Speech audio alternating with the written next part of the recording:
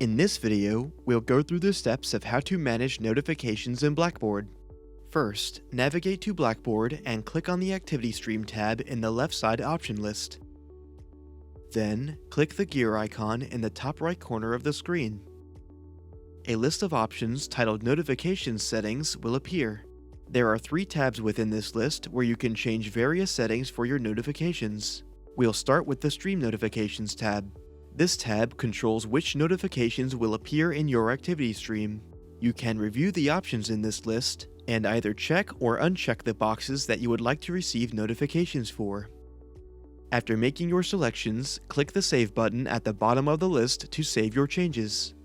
Next, let's take a look at the Email Notifications tab, which controls which notifications that you will receive an email for. You can also choose whether you would like to receive an email for these notifications right away or once a day.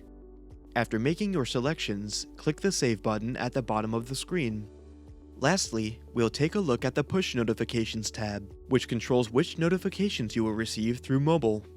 Make your notification selections and then click the Save button at the bottom when you are finished. You have now successfully changed your notification preferences in Blackboard.